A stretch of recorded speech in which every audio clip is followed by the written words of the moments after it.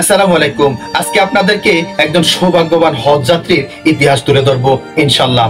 লন্ডনের এক রেস্টুরেন্টের মালিক প্রতি বছর হজের আগে তার রেস্টুরেন্টের কর্মচারীদের মধ্য হতে রেস্টুরেন্টের খরচে একজনকে হজে পাঠান। কাকে পাঠানো হবে সেটা নির্ধারিত হয় লটারির মাধ্যমে। ছোট ছোট কাগজে কর্মচারীদের নাম লিখে এক জায়গায় রাখা হয়। তারপর সেখান থেকে একটি কাগজ তোলা হয়, যার নাম উঠবে সেই সৌভাগ্যবান যাকে ফ্রিতে হজে পাঠানো হবে। তো এমনি এক বছর হজের 3 মাস আগে রেস্টুরেন্টে লটারির আয়োজন চলছে। চারদিকে টান টান উত্তেজনা, কার নাম না জানি উঠে যায়। কে জানি সে সৌভাগ্যবান ব্যক্তি, সেটা জানার জন্য সবাই অধীর আগ্রহ করে আছে। সে বছর মুরাদ নামে এক কর্মচারীর নাম উঠলো। রেস্টুরেন্ট জুড়ে করতালি, সবাই তার সৌভাগ্যের জন্য ঈর্ষা করছে। সবাই জড়িয়ে ধরে তাকে অভিবাদন জানাচ্ছে। রেস্টুরেন্টের মালিকও তাকে অভিবাদন জানাচ্ছে। অভিনন্দন মুরাদ, এবছর তুমি হজে যাচ্ছ, আমরাই তোমাকে হজে যাওয়ার সমস্ত খরচ বহন করব। সবাইকে অবাক করে দিয়ে মুরাদ আড়ষ্ট কণ্ঠে জবাব দিল, না মানে আমি হজে যেতে পারবো না। হজে যাওয়ার জন্য আমি এখনো প্রস্তুত নই। আসলে আমি হজে যাওয়ার যোগ্যই না।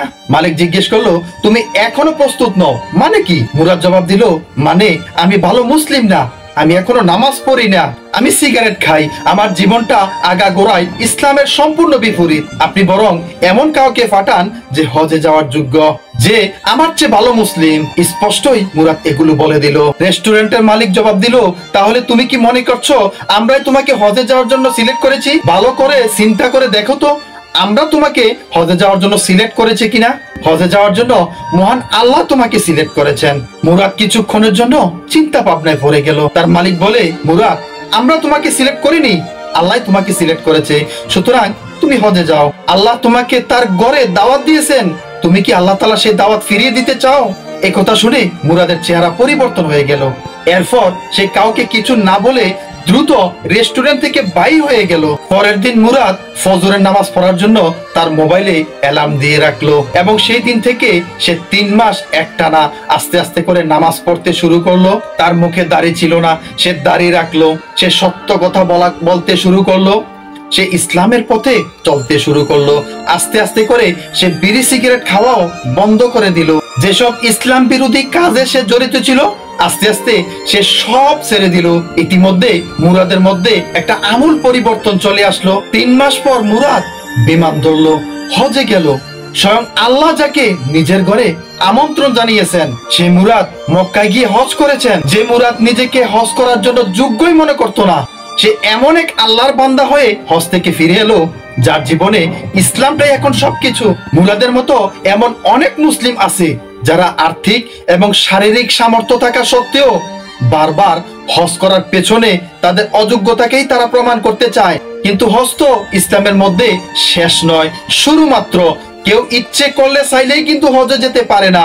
আল্লাহ তাআলা তাকে হজের জন্য কবুল করেন এবং তাকে আল্লাহ তাআলা সামর্থ্যবান বানিয়ে দেন। আর সামর্থ্যবান হলেই যে আপনি হজ করতে পারবেন এমনটিও নয়। আল্লাহ তাআলাও আপনাকে তার ঘরে নেওয়ার জন্য দাওয়াত দেওয়া লাগবে। কিন্তু সামর্থ্যবান মানুষরা তারা ইচ্ছে করে আসলে হজে যাওয়ার নিয়ত করেন না এবং তাদের মন থেকে হজে যাওয়ার বিষয়টাকে তারা অজুহাত দেন।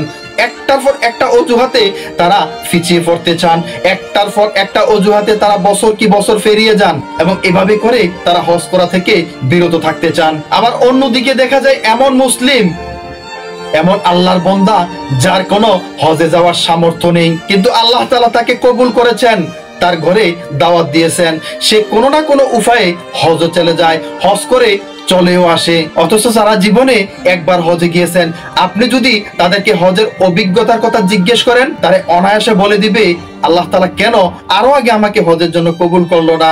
এখনো আমাদের মধ্যে অনেকে নিয়ত করে রেখেছে তারা হজ করবে জীবনের অন্তিম সময়ে এসে, নিজের ব্যক্তিগত লাইফটাকে, জীবনটাকে গুছিয়ে সেটেল করে, ছেলে মেয়ে পরিবার পরিজনদেরকে একটা সিস্টেমে ফেলে সেটেল করে দিয়ে সে হজ করে আল্লাহ বিল্লাহ করবে, এমন নিয়ত অনেকেই করে রেখেছে।